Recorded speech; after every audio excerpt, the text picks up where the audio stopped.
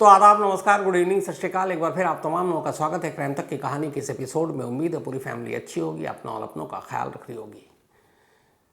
राजस्थान की एक अदालत से एक फैसला आया। अब अदालतें फैसला सुनाने के लिए होती हैं, लेकिन ये फैसला 37 साल बाद आया। एक ऐसा फैसला है जिस जुर्म के लिए ये मुकदमा चल रहा था और जिसका ये फैसला हुआ है, शायद आज के टीनेजर्स को इसके बारे में पता भी नहीं होगा कभी कोई ऐसा भी क्राइम हुआ करता था। क्राइम तक फैमिली मेंबर्स में से बहुत सारे ऐसे लोग हैं जो यंग हैं, और मुझे लगता है कि शायद आप में से कुछ को पता भी हो, पर ज़्यादातर लोगों को ना पता हो कि हमारे देश में एक दौर ऐसा था जब शादी होने के बाद अगर पति की मौत हो जाती तो पत्नी को दुल्हन बनाकर पति की चिता पर जिंदा लिटा दिया जाता या जिंदा बिठा दिया जाता। आज के दौर में सिर्फ सोच कर देखें कि एक चिता सजी है, तमाम सोगवार लोग वहाँ मौजूद हैं आसपास, और उसी चिता पर एक लाश के साथ एक जिंदा औरत बैठी या लेटी है, और फिर उस चिता में आग लगा दी जाती है और वो जिंदा जल जाती है। ये वो दौर था जब इन चीज़ों को सती कहा जाता था। सती प्रथा नाम सुना होगा आपने शायद। सोचकर भी अजीब लगता है कि ये कैसे मुमकिन है कि तमाम इंसानों के बीच किसी दुल्हन को या किसी पत्नी को उसकी पति के मौत के बाद यूं जिंदा चिता पर बिठाकर जला दिया जाए और फिर उसे एक देवी का दर्जा दिया जाए। बहस लंबी हो सकती है कि पत्नी ही क्यों, अगर पत्नी की मौत है तो फिर पति क्यों नहीं, लेकिन ऐसा हुआ नहीं। ये सिर्फ औरतों के लिए था। अंग्रेज़ों ने बहुत जुल्म ढाए हमारे देश पर, बहुत सारी बुरी चीज़ें की, लेकिन ये एक काम अच्छा किया था। 1829 में 1829 में वो अंग्रेज़ थे जिन्होंने इस सती प्रथा को लेकर एक कानून बनाया था और इसे क्राइम घोषित कर दिया था।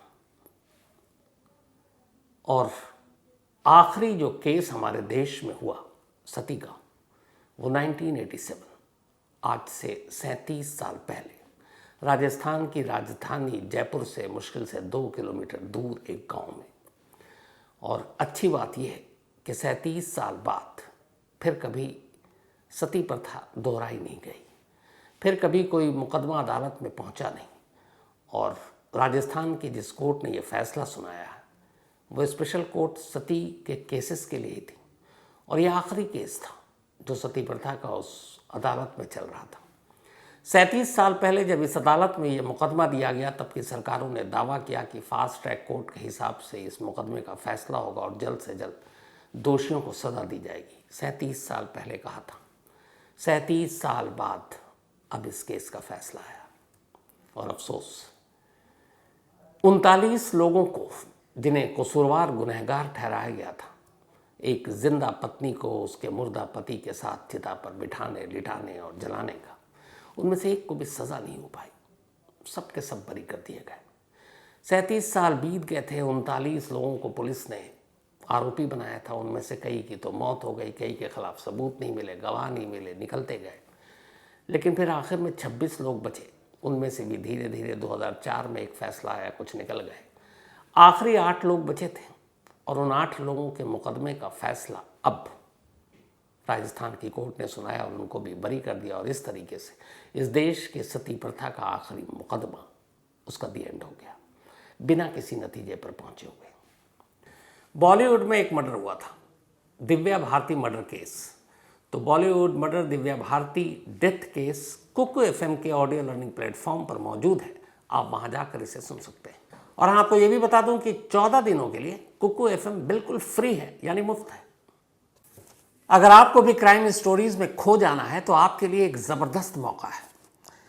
रिसेंटली कुकू FM पर कुछ amazing crime audio books I हैं, और यकीन मानिए ये बहुत ही ग्रिपिंग है। चाहे आपको डिटेक्टिव मिस्ट्रीज, ट्रू क्राइम या थ्रिलर पसंद हो, कुकू FM पर सब कुछ मिलता है। कुकू FM आपके लिए एक स्पेशल 14 डेज फ्री ट्रायल लेकर आया है। लेकिन ध्यान रहे, ये ऑफर सिर्फ पहले 500 लोगों के लिए अवेलेबल है। तो अगर आप इन थ्रिलिंग कहानियों में डूबना चाहते हैं तो देरी मत कीजिए। वीडियो के डिस्क्रिप्शन में दिए गए लिंक पर क्लिक करें, कूपन कोड CMT K10 का यूज़ करें और आज ही अपना फ्री ट्रायल शुरू करें।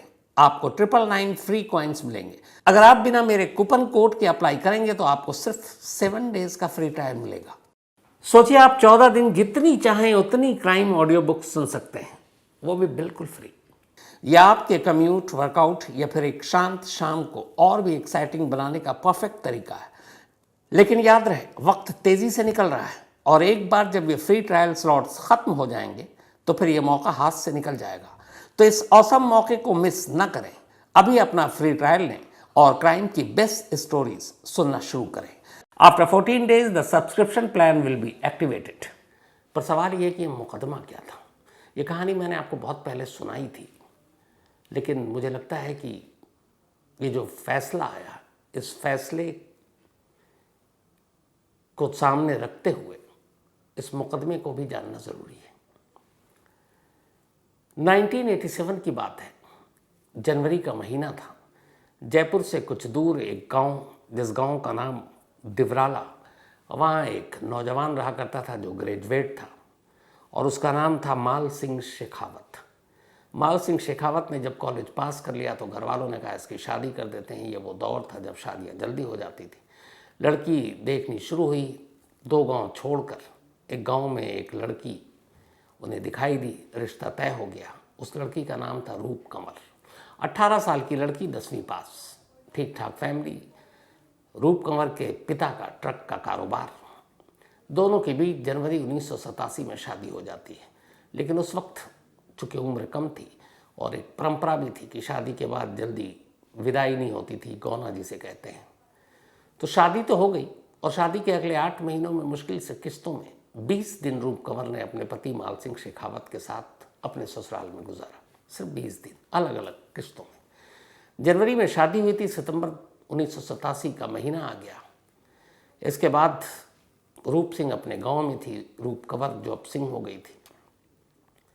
तभी एक रोज़ खबर आई 2 सितंबर 1987 को कि माल सिंह शेखावत की तबीयत अचानक बिगड़ गई है।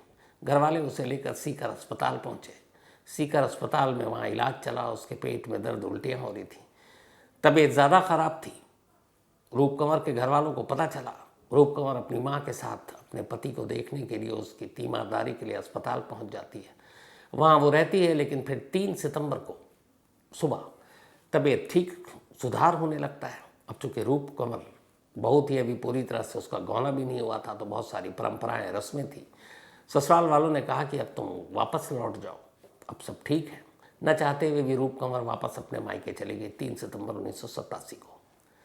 सब कुछ ठीक था, लेकिन 4 सितंबर की सुबह सुबह अचानक माल सिंह शेखावत की तबीयत दोबारा बिगड़ी और फिर उसे बचाया नहीं जा सका।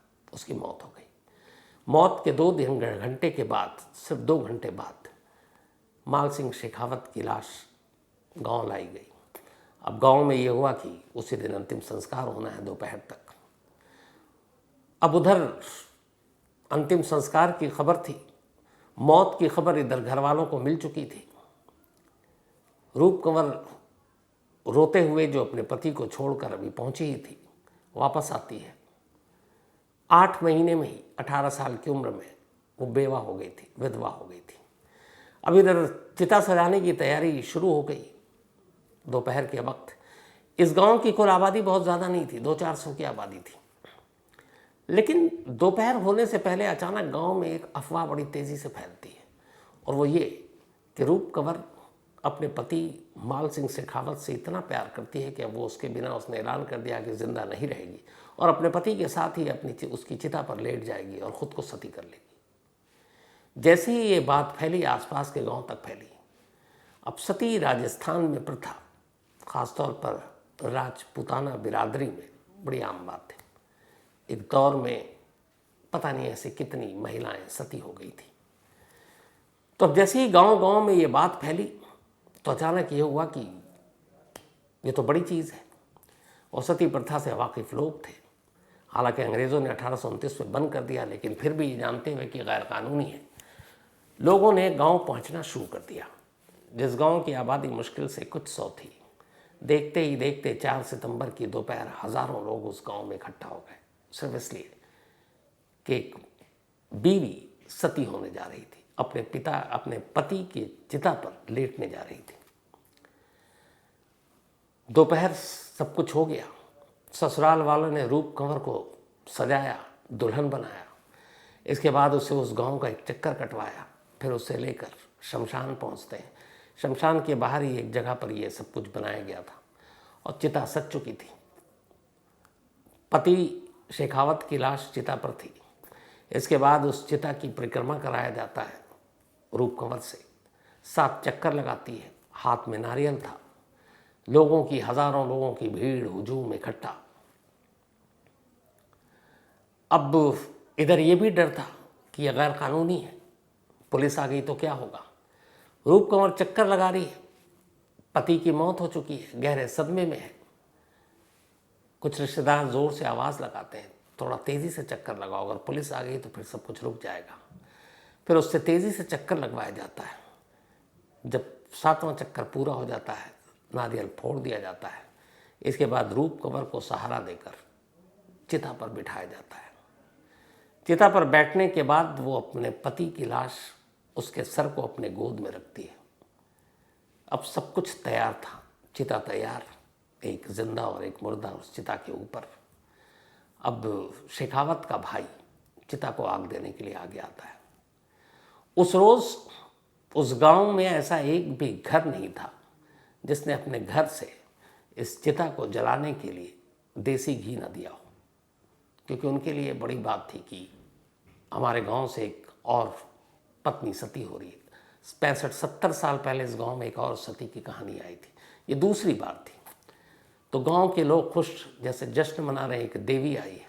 हर गांव ने चिता को जलाने के लिए अपनी तरफ से घी दिया। इसके बाद चिता को अब जलाने की बारी आई। चिता को आग लगाई गई। जैसे ही आग की लपटें उठी, रूप कंवर तक वो लपटें पहुंची। सबसे पहले चश्मदीदों के हिसाब से उसके पैर तक पहुंची। वो चीखी चिल्लाई कराई और दर्द के मारे उस चिता से नीचे गिर गई। नीचे गिरी, लोगों ने देखा। लोगों ने फिर से उठाया उसे और उठाकर वापस चिता पर बिठाया और फिर जितना घी डाल सकते थे डाला। देखते ही देखते चिता ने आग पकड़ी, धू धू कर चिता जलने लगी और उसी के साथ रूप कंवर भी जल गई। वहाँ मौजूद लोगों के हिसाब से वो सती हो गई और वो एक देवी हो गई। उस वक्त राजस्थान में और सेंटर में दोनों जगह कांग्रेस की सरकार थी। राजीव गांधी प्रधानमंत्री थे और शायद हृदय जोशी राजस्थान के मुख्यमंत्री थे। अब ये सारी चीज़ें हो गई।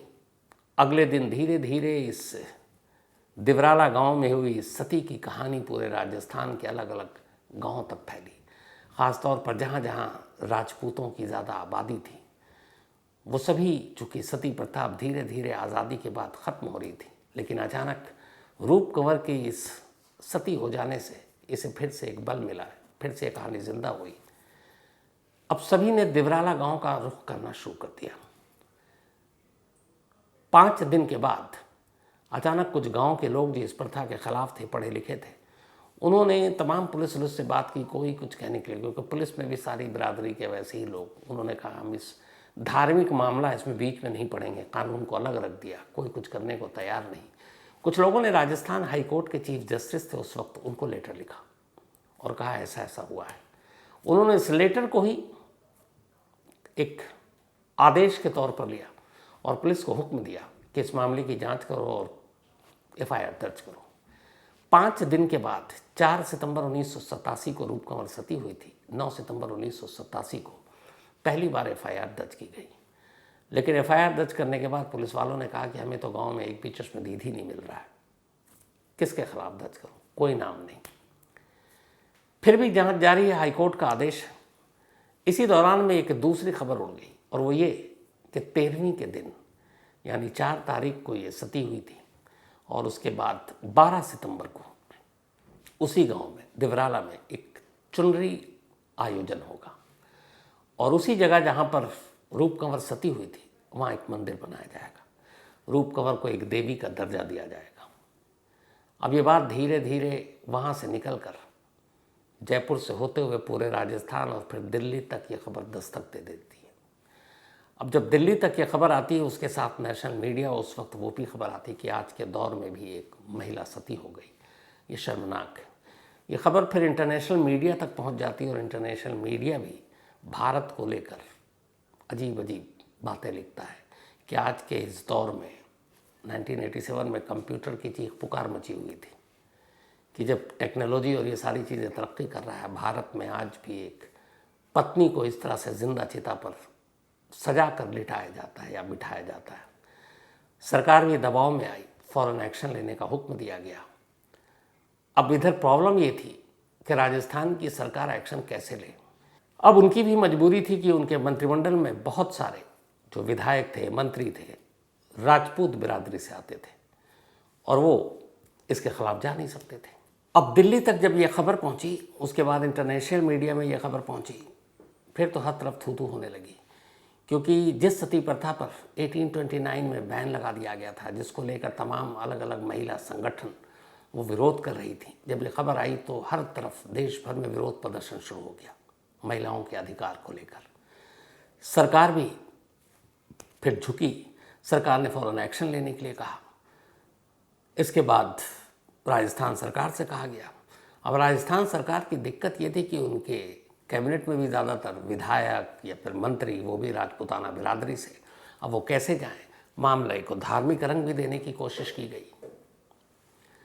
तो अब हर तरफ से ये सारी चीज़ें, उधर जो हाईकोर्ट है राजस्थान का, उसने ऑलरेडी सू मोटो लिया हुआ है और इन सब के बीच में अब ये चुनरी का रस्म में जो था और साथ में उस दिन मंदिर बनाने का, अब ये था कि क्या किया जाए, क्योंकि ये भी था कि लॉ एंड ऑर्डर बिगड़ सकता है। जिस तारीख को ये होना था 13वीं के दौरान, 13वीं पर इस गांव की आबादी, जैसे मैंने आपको बताया, बहुत कम थी, लेकिन जब ये खबर पहुंची, धीरे धीरे सभी लोगों से कहा गया कि वहाँ पहुँचो और इसको बहुत बड़ा आयोजन करना है। उस दिन 1 लाख लोग इस दिवराला गांव में पहुंच चुके थे, 1 लाख लोग। अब वो धीरे धीरे अलग अलग खेपों में आ रहे हैं, ट्रकों में आ रहे हैं, बस में आ रहे हैं। इधर हाई कोर्ट का आदेश है कि इसको रोकना है, सरकार की भी सख्ती है। उधर पुलिस कह रही है कि क्या करूं, कहीं ये मामला गड़बड़ ना हो जाए लॉ एंड ऑर्डर के चक्कर में। तो फिर ये हुआ कि अंदर खाने की जो खबर थी वो ये कि उनसे कहा गया कि इससे पहले कि कानून रोके, पुलिस पूरी फोर्स वहाँ पहुँचे।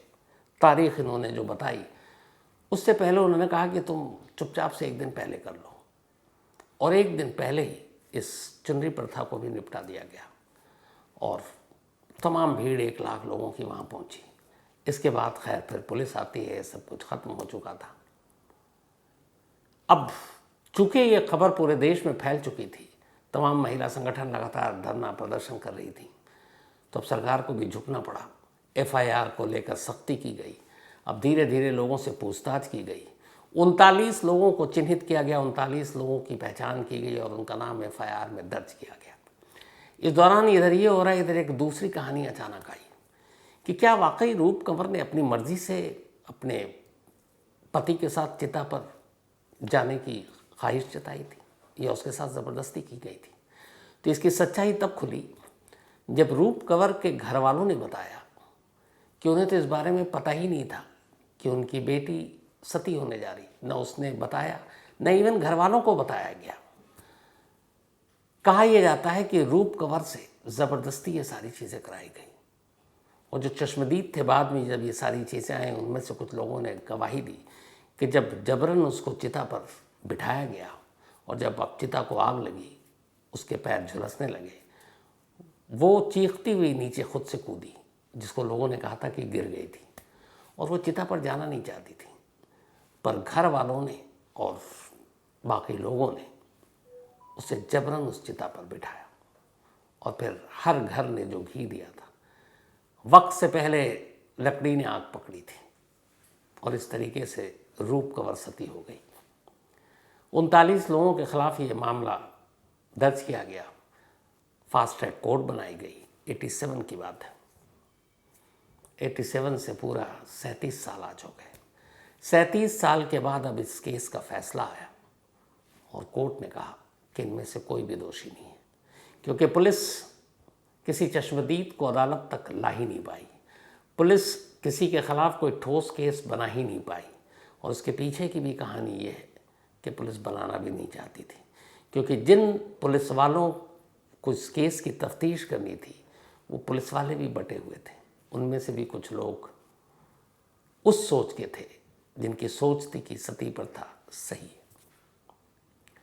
तो कानून के रखवालों ने ही कानून की धज्जियां उड़ाई और इस तरीके से इस देश के आखिरी सती जो कांड हुआ उसमें किसी को सज़ा नहीं हो पाई। लेकिन एक बात अच्छी हुई कि 1987 में इस रूप कवर केस के बाद जिस तरीके से देश भर में एक मुहिम चली, महिला संगठनें आगे आईं, लोगों को जागरूक किया गया, फिर धीरे धीरे लोगों में एक तरह से एक जागरूकता के साथ साथ जब वो पढ़ने लिखने लगे, पढ़ाई लिखाई की, तो सोच बदली और तब समझ में आया कि ये कहीं से भी किसी भी धर्म में ये सही हो ही नहीं सकता कि एक पति की मौत हो जाए तो पत्नी भी उसके साथ मर जाए। कैसे हो सकता है? यही वजह है कि 37 साल के, हालांकि 1987 में 10 और ऐसे केस रिपोर्ट किए गए थे, लेकिन उन सारे केसेस में हुआ ये था, इसी रूप कवर के बाद कई और इलाके में हुआ कि अगर रूप कवर कर सकती है तो बाकी क्यों नहीं। और कई और इलाकों में कम से कम 10 ऐसी महिलाएं थीं जिनको सती करने के लिए सारी तैयारी पूरी कर ली गई थी, लेकिन तब तक महिला संगठन इतनी ताकतवर हो गई थी कि ऐन वक्त पर पहुंची और उन्होंने इन सारी चीज़ों को रोका। उसके केस दर्ज हुए लेकिन वो हुआ नहीं था। लेकिन 87 के बाद सबसे अच्छी चीज़ ये हुई कि आज 37 साल हो गए, उसके बाद इस देश में, ख़ास तौर पर राजस्थान में जहाँ सबसे ज़्यादा ये सती प्रथा थी, कोई भी केस कभी सामने नहीं आया। इसकी एक बहुत बड़ी वजह है एजुकेशन। जब गांव-गांव तक शिक्षा पहुंची तो लोगों को फिर पढ़ाई लिखाई के साथ साथ धर्म की भी पूरी जानकारी मिली। धर्म के नाम पर जिस तरीके से लोगों को गुमराह किया जाता है, हर धर्म में ये कहानी है, चाहे आप क्रिश्चियन ले लें, आप हिंदू ले लें, मुस्लिम ले लें, जो पंडित, मौलाना, पास्टर, फादर, गांव में जो लोग कहते हैं लोग उसी को मानते हैं। लेकिन जब खुद लोग धर्म के बारे में पढ़ते हैं, समझते हैं, जानते हैं, तो फिर उन्हें ये पता चल जाता है कि सामने वाला कितना सच कह रहा है और कितना गलत कह रहा है, तो फिर वो खुद फैसला करते हैं। तो इस चीज़ ने एक अच्छा काम ये किया कि देश के ऊपर इस सती प्रथा को लेके जो कलंक लगा, मतलब विदेशों ने, दूसरे देशों ने हमारा मजाक उड़ाया था कि किस सदी में जी रहे हैं ये लोग, वो चीज़ बंद हो गई। लेकिन अफसोस ये है कि इस आखिरी मुकदमे का कोई ऐसा फैसला नहीं आया जिसको फैसला कह सके, सभी बरी हो गए।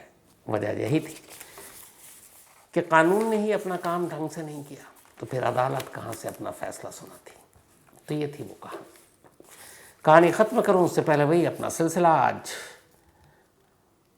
कैवल्या दुर्गेश बाग, इनका बर्थडे है, तो हैप्पी बर्थडे कैवल्या। और ये भेजा है अज्जी बाबा एंड पूरी इनकी फैमिली ने, दादा दादी, मम्मी पापा, भाई बहन सभी। शिवानी शिशांगिया, इनका भी बर्थडे है, तो हैप्पी बर्थडे शिवानी। और ये भेजा शुभम वैष्णव ने। भूमि ठाकुर एंड पंकज चौधरी, इन दोनों का भी आज बर्थडे है, तो हैप्पी बर्थडे भूमि और पंकज, आप दोनों को भेजा कपिल चौधरी ने है। साथ ही सुशीला उर्फ बग्गू, इनका भी आज बर्थडे है, तो हैप्पी बर्थडे सुशीला। और ये अमित शर्मा जी ने भेजा, उनकी वाइफ हैं। वर्षा चौहान, इनका भी जन्मदिन है, तो हैप्पी बर्थडे वर्षा। और साथ में रुद्र रतन सिंह, इनका भी जन्मदिन है। कमाल ये है कि रुद्र वर्षा के बेटे हैं, यानी दोनों माँ बेटे हैं, तो हैप्पी बर्थडे वर्षा और हैप्पी बर्थडे रुद्र। और लकी इनके विजय रतन साहब वर्षा के पति और रुद्र के पिता, तो हैप्पी बर्थडे। साथ ही वत्सल देव, इनका भी बर्थडे है, तो हैप्पी बर्थडे वत्सल। और ये निरंजन कुमार के बेटे हैं, उन्होंने भेजा है। लेकिन याद रहे, वक्त तेज़ी से निकल रहा है और एक बार जब ये फ्री ट्रायल स्लॉट्स ख़त्म हो जाएंगे तो फिर ये मौका हाथ से निकल जाएगा। तो इस औसम मौके को मिस न करें, अभी अपना फ्री ट्रायल लें और क्राइम की बेस्ट स्टोरीज सुनना शुरू करें। After 14 days the subscription plan will be activated. तो कहानी में आज इतना ही। अब आपसे मुलाकात होगी कल रात 9 बजे किसी नई कहानी के साथ। तब तक अपना और अपनों का ख्याल रखिएगा। Thank you very much.